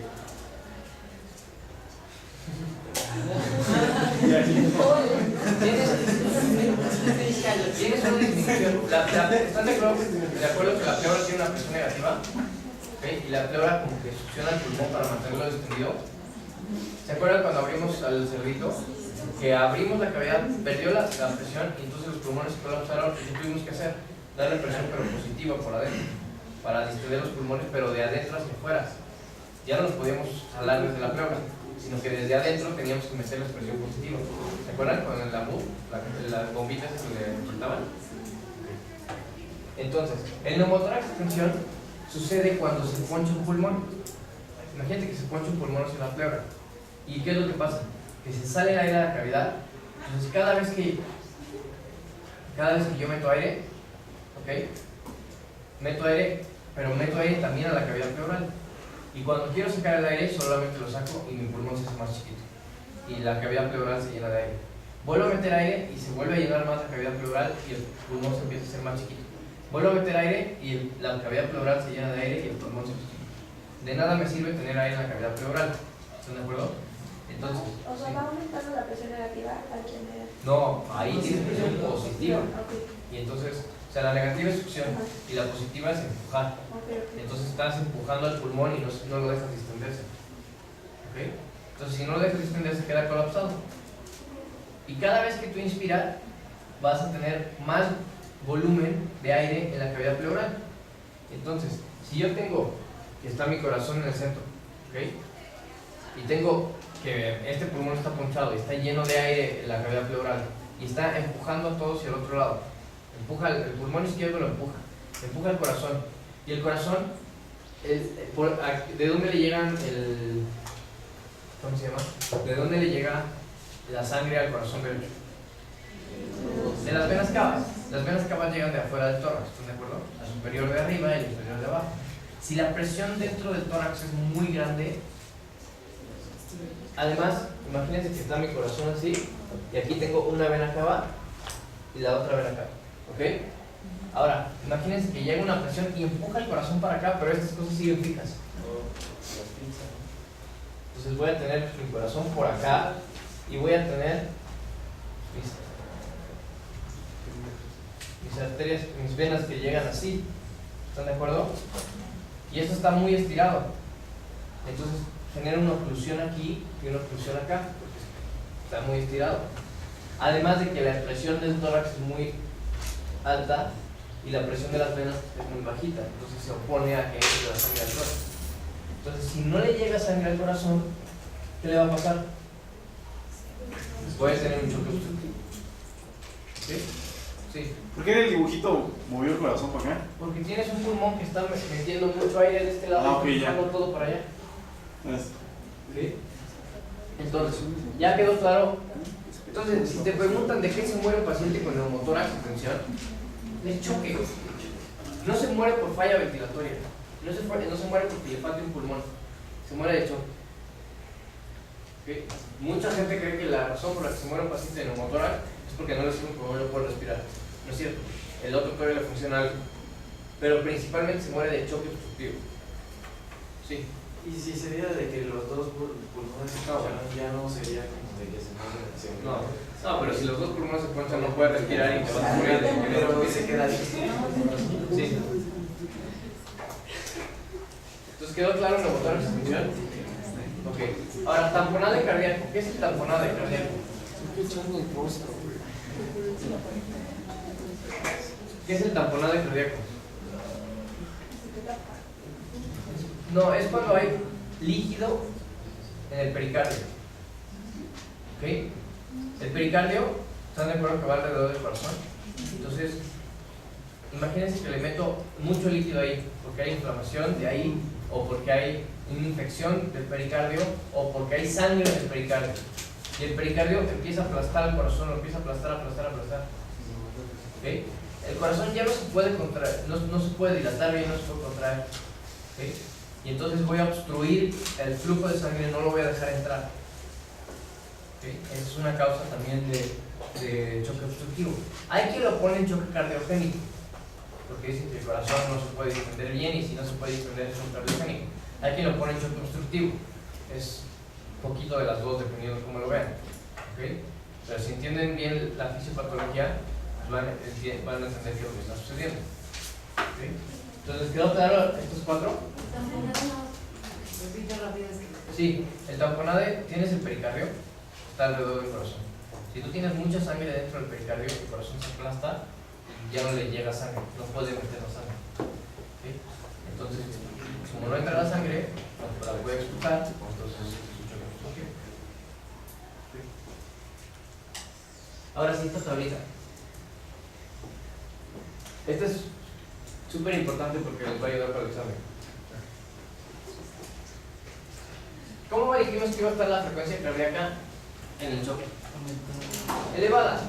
¿Sí la ven? Elevada, elevada, elevada. ¿Cuál es el único que no va a tener frecuencia cardíaca alta? El neurogénico. ¿Por qué no va a tener neurogénico? Porque no tenemos simpático. ¿Okay? Todos estos sí tienen mecanismos compensatorios, el único que no va a ser neurogénico. ¿Cómo va a estar el gasto cardíaco normalmente en un paciente tocado? Bajo. ¿Okay? Si no tengo volumen, no tengo un gasto cardíaco. Si el corazón no me funciona, no tengo gasto cardíaco. ¿Okay? Si no tengo estímulo simpático, pues no tengo frecuencia cardíaca, no tengo fuerza de contracción, no tengo gasto cardíaco. El único que va a tener el gasto cardíaco elevado, ¿cuál es? El séptico. Porque el corazón bombea bien, tengo mucho volumen, lo que pasa es que tengo vasodilatación. ¿Okay?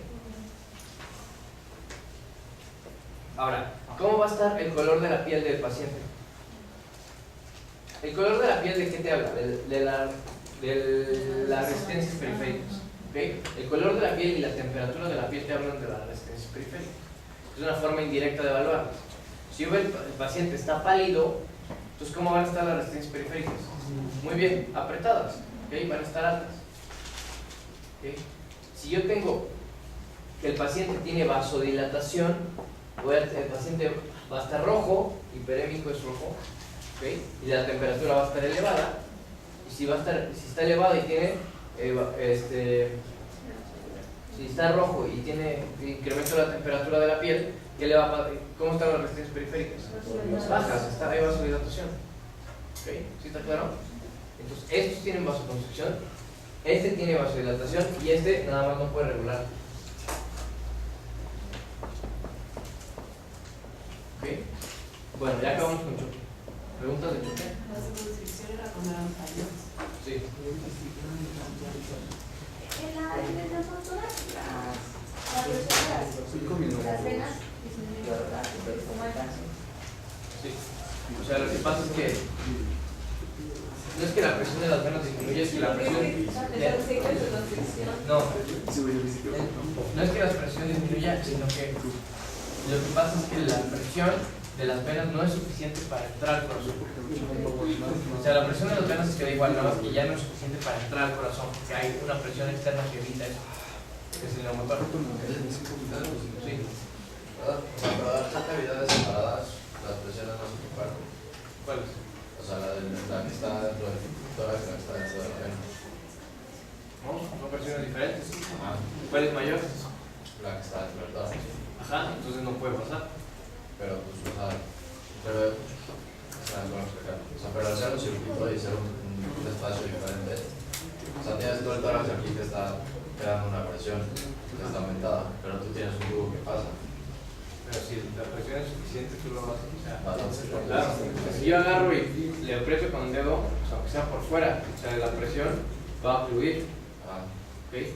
O sea, no se van a compartir las presiones. La presión de aquí yo no se la puedo transferir al líquido si va a poder, pero sí puedo ocluirlo. ¿Okay? Por ejemplo, piensa en la válvula aórtica. En la sístole está abierta y se comparten las presiones, pero en la diástole está cerrada y no se comparten. ¿Okay? Pero no se comparten porque hay una fuerza externa que evita que esta válvula se abra. O sea, sí sube muchísimo la presión. Sí, el neumotor es presión. Bueno, vamos a hablar de valvulopatía. Vamos a ver una introducción ahorita y les va a quedar más claro cuando veamos allá en el laboratorio. ¿Ok?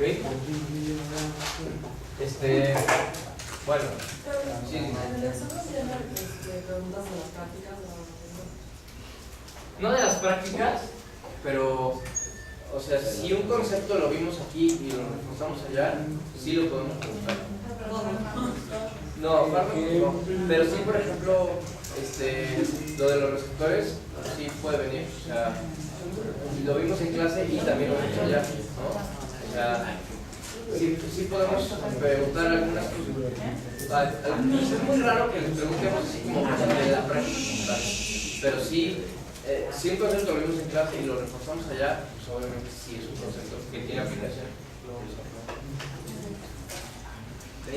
Bueno, entonces vamos a ver valvulopatías. Esta está divertida. ¿Leyeron algo? Sí. Ok. Entonces, si leyeron les va a ser súper fácil. Valvulopatías. Ya tengo los pacientes listos. Estenosis es que no abre bien. Insuficiencia es que no cierra bien. ¿Todos entendieron eso? Sí. Y doble lesión es que hay tanto estenosis como insuficiencia. ¿Okay? Si hay una puerta que no abre bien, es estenosis. Si hay una puerta que no cierra bien y se mete el aire, es insuficiencia. Y si hay una puerta que está a la mitad que ni abre ni cierra, es una doble lesión. ¿Ok? Vamos a la que sigue, por favor. Ahora, causas. Vamos a empezar con estenosis mitral. ¿Ok? Causas, no me interesa mucho que se aprendan las causas. Las van a ver en cardio, pero fiebre reumática, que es una inflamación del endocardio, la calcificación de la válvula, alteraciones congénitas o tumores que obstruyan la válvula, todo eso te puede dar alteración de estenosis mitral. Este es un estudio de patología donde se acuerdan en la práctica, ustedes no vieron la disección, ¿verdad? Bueno, aquí hay una válvula, es una válvula mitral que está completamente engrosada, ¿ok? Y las cuerdas tendinosas, aquí están las cuerdas tendinosas están completamente fusionadas, porque hay un proceso de inflamación. Pásame la que sigue. Este es un ecocardiograma que dijimos que era como un ultrasonido del corazón, ¿ok? Les voy a explicar qué es más o menos cada una de las cavidades para que les quede claro. Esto es la aurícula izquierda, ¿ok? Esto es el ventrículo izquierdo, todo esto que va hacia acá. Esto es el septum y este es el ventrículo derecho. ¿Sí? ¿Vamos bien? Aurícula izquierda, todo esto es el ventrículo izquierdo, septum, ventrículo derecho. ¿Ok? Ahora, ¿qué comunica la aurícula con el ventrículo? ¿Cómo se llama esta válvula? La válvula mitral. ¿Ok? Entonces, en la diástole, la aurícula se vacía hacia el ventrículo. ¿Y cómo está esta válvula? Abierta. ¿Ok? Esto es la salida hacia la aorta. Esta es la válvula aorta. ¿Se ven? Y de aquí para acá es la aorta. Ahora vamos a ver qué pasa en un paciente con estenosis mitral. Aurícula izquierda, ventrículo izquierdo, septum, ventrículo derecho, tracto de salida, aorta, válvula aórtica. ¿Todos me siguieron? Okay. Esto es la válvula mitral. Está engrosada y está cerrada. No se abre bien. Si no se abre bien, la sangre de la aurícula no puede pasar al ventrículo. Es una estenosis mitral. Fácil, ¿no? Fácil. Ahora, ¿qué pasa en las curvas? Esta curvita ya se saben de memoria, ¿no? Entonces, ¿cómo dijimos que eran las presiones en un paciente normal? En la diástole, entre la aurícula y el ventrículo. Se compartían. Se compartían porque la válvula mitral estaba abierta. Pero si ahora la válvula mitral no se abre, ¿creen que se puedan compartir esas presiones así? No. Fíjense como esta curva, ¿se acuerdan que era la curva de la aurícula? Estaba aquí abajo. Pero ¿qué pasa si hay estenosis mitral? ¿Qué le pasa? Eleva. Se eleva. Y ahí no se comparten presiones, ahora hay una diferencia de presiones. Mientras mayor la estenosis, mayor la diferencia de presión. ¿Ok? Sí. ¿Por cuánto tiempo puede estar la estenosis para que no sea un choque? O para que no tenga choque. No, o sea, el paciente puede vivir con estenosis mucho tiempo. O sea, si es una estenosis completa, pues lo que pasa es que normalmente hay mecanismos compensatorios que, o sea, sí está pasando sangre. ¿Okay? A lo mejor no muchísima, pero sí está pasando algo de sangre. Entonces, ¿quedó claro esto? Ok. Pásame la que sigue. ¿Vieron un poquito estos dibujitos en el libro?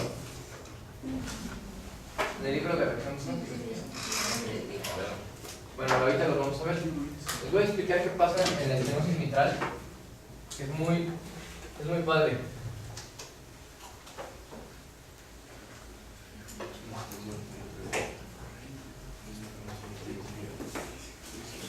Todos ven aquí, ¿no? Sí. Entonces, fíjense que este es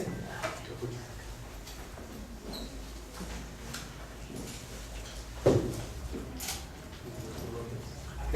Este es mi ventrículo izquierdo. Ahí está el ventrículo izquierdo. Esta es la cavidad.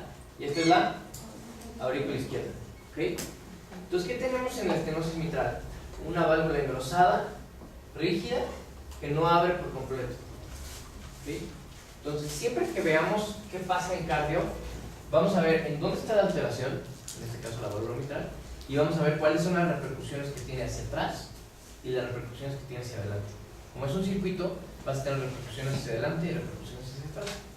Si hay una obstrucción, pues no vas a tener flujo hacia adelante. ¿Y qué va a pasar con el flujo hacia atrás? Se va a estancar. ¿Okay? Entonces vamos a ver qué sucede. ¿Qué le va a pasar a la presión de esta aurícula si se contrae y no puede sacar la sangre? Aumenta. ¿Okay? Aumenta la presión de la aurícula. Si aumenta la presión de la aurícula, con el paso del tiempo, ¿qué le va a pasar a esta aurícula? Se va a empezar a crecer. ¿Okay? Se va a empezar a dilatar. Se puede hipertrofiar un poquito, pero normalmente se dilata. ¿Okay? Las aurículas es difícil que se hipertrofien como tal. Crecen. Entonces, la aurícula crece mucho. ¿Okay? Tengo una aurícula muy grande. Si tengo alteración del sistema de conducción, ¿qué le puede pasar a la aurícula? ¿Que no se polarice? Una fibrilación auricular, ¿verdad? Una FA. Porque tienes distensión del sistema de conducción y no se contrae adecuadamente y se contrae completamente de forma desorganizada porque el sistema de conducción ya no sirve. Fibrilación auricular. ¿Ok? Entonces, Eso es secundario a la dilatación. sí. Todo empieza por la estenosis, generas dilatación y generas incremento de las presiones en la aurícula y fibrilación auricular. ¿Ok? Y además, ¿qué otra cosa dijimos? Que ¿cómo íbamos a ver el crecimiento de la aurícula izquierda en el electro? Con una onda de Pero una onda de... más ancha. Eso. Dijimos que era una P larga. ¿Se acuerdan de eso? Sí. Es muy alta. Si podía ser bifásico. Eso, exactamente. También podía ser bimodal. ¿Ok? ¿Y se acuerdan cómo le llamé a esta P? Mitral. ¿Ya vieron por qué? Las valvulopatías mitrales te dan unas P mitrales. ¿Ok? Entonces, ¿quién está conectado hacia atrás a la aurícula? Aquí hay 4 estructuras que se llaman venas pulmonares. ¿Okay? No voy a pintar las 4, voy a pintar nada más una, pero piensen que son 4. Aquí tengo una vena pulmonar. Entonces, ¿aquí hay una válvula? No. Si se incrementan las presiones aquí, se comparten acá. Sí, sí. ¿Qué le va a pasar a la presión venosa pulmonar? Aumenta. ¿Okay? ¿Quién está conectado a las venas hacia atrás? Más delgaditos. Capilares pulmonares. Capilares pulmonares. ¿Okay? Si se incrementan las presiones en las venas, ¿se transmite la presión hacia el capilar? Sí. Se incrementan las presiones en el capilar. ¿Okay? El intercambio gaseoso disminuye. Ahí vas. Alveolo. Este es el alveolo. ¿Ok? Alveolo. Entonces, si tengo un incremento en las presiones hidrostáticas en el capilar, ¿va a haber filtración o reabsorción? Tengo mucha presión adentro del capilar, ¿qué le va a pasar a la sangre? Se filtra. Entonces, va a haber mucha filtración de líquido en todo este espacio. Este es el espacio intersticial pulmonar. ¿Okay? Y esto se va a llamar edema intersticial del pulmón. ¿Okay? El edema pulmonar es cuando hay sangre hasta el alveolo, que es un grado ya muy extremo y normalmente sucede en agudo. La estenosis mitral te da edema intersticial del pulmón. ¿Okay? En el intersticio, no del alveolo, sino del intersticio. Entonces tienes edema, y si tienes oxígeno aquí y CO2 que viene por aquí, ¿creen que le cueste más trabajo difundir? Sí, claro. Ok, entonces, ¿cuál creen que sea uno de los principales síntomas de un paciente con una estenosis mitral? Disnea. ¿Ok? Sí. ¿Cómo se llama? Edema. Intersticial. Gracias. Del intersticio, del espacio intersticial. ¿Ok? Entonces, no vas a poder tener difusión de gases y vas a tener disnea.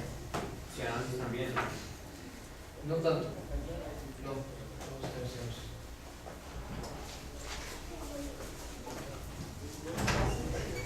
Ahora, ¿quién está conectado al capilar pulmonar hacia atrás? Arteriola. Al final de la arteriola y antes de que entre el capilar tengo una estructura importante que se llama esfínter precapilar. ¿Ok? Ahora, ese esfínter precapilar lo que hace es deja pasar la sangre hacia el pulmón, hacia los capilares, o la frena. Para eso sirve, ¿están de acuerdo? Ahora, si tengo ya mucha presión en el capilar pulmonar, ¿qué creen que haga esta arteriola? Le dicen, pues ahí te va más sangre, o se va a contraer para decirle, va pasando poco a poco, porque esta no se puede pasar. Se va a contraer. Entonces, ¿qué le va a pasar a este esfínter? Se va a contraer el esfínter. Y si se contrae el esfínter, ¿qué le va a pasar a las presiones hacia atrás? Aumentan. Entonces, aquí atrás tengo mi arteria pulmonar, que se incrementa la presión. Entonces, los pacientes tienen una cosa que se llama hipertensión arterial pulmonar, o HAP. Entonces, todo empezó aquí, y con el paso del tiempo, o sea, obviamente esto no sucede en un día, sucede en años, ¿okay? Meses o años. Primero crecen las presiones aquí, se dilata la aurícula, puedes tener crecimiento de la aurícula izquierda en el electro, puedes tener fibrilación auricular, puedes incrementan las presiones aquí. Perdón, bueno, ¿qué onda? Bien, estoy incluso.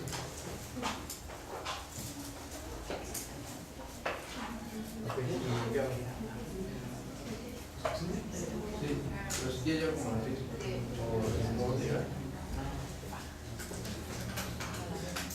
Si quieres llegar como las 10, empezamos.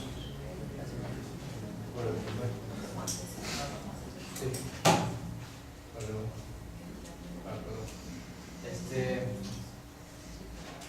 Entonces, con el paso del tiempo se va afectando hacia atrás. ¿Sí? Entonces tenemos, que ya llegamos aquí, hipertensión de la arteria pulmonar. ¿Y la arteria pulmonar a quién está conectada? Al ventrículo derecho. ¿Sí?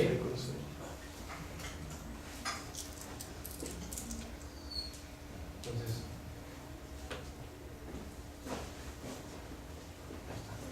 me dices que Max me dibuja. Esta es la aurícula derecha y este es el ventrículo derecho. Es el mismo dibujito de que el pulmón está entre los dos corazones. ¿Ok? Entonces, si tengo hipertensión de la arteria pulmonar, ¿qué le pasa a la poscarga del ventrículo derecho? A la poscarga. Le va a costar trabajo. No, incrementa. Porque le cuesta trabajo expulsar la sangre. Porque hay mucha presión aquí que no va a poder vencer tan fácil. ¿Ok? Porque las resistencias pulmonares aumentaron. Entonces, el ventrículo derecho va a empezar a hipertrofiarse y a dilatarse la cavidad. Entonces, ¿qué le pasa a la cavidad del ventrículo derecho? Crece. ¿Ok? ¿Están de acuerdo? Sí. Y si crece el ventrículo derecho, se puede también afectar esta válvula y hacer que crezca la aurícula derecha. Y así, mientras más tiempo pase y mientras más grave la estenosis, vas a tener afección hacia atrás y hacia atrás y hacia atrás y hacia atrás. ¿Ok? Obviamente, si tienes un paciente que no tiene una estenosis tan grave, pues a lo mejor se quedó aquí. O si lleva a lo mejor un año con estenosis. Pero si es un paciente que tiene una estenosis muy grande y lleva 15 años con estenosis, pues a lo mejor ya tiene esa afección hasta de la aurícula derecha. ¿Ok? ¿Sí está claro cómo se va dando? Ok. Ahora, vamos a ver qué dice este dibujito. Lo mismo que pintamos ahí. Tengo la barrera de la mitral. Tengo hipertrofia de la aurícula izquierda, crecimiento de la aurícula izquierda. Podemos tener trastornos del ritmo como la fibrilación auricular. Dijimos que aumentaba la presión de la aurícula izquierda. Tenemos hipertensión venosa y capilar pulmonar. ¿Okay? Hipertensión arterial pulmonar. Hipertrofia del ventrículo derecho. ¿Sí vieron cómo se va dando hacia atrás? Ahora, ¿qué pasa hacia adelante? ¿Este ventrículo se llena mucho o no se llena? No se llena. ¿Ok? ¿Cómo está la precarga de este ventrículo? Disminuida, no se está llenando. Y entonces por Frank Starling, ¿cómo se va a contraer? Poquito.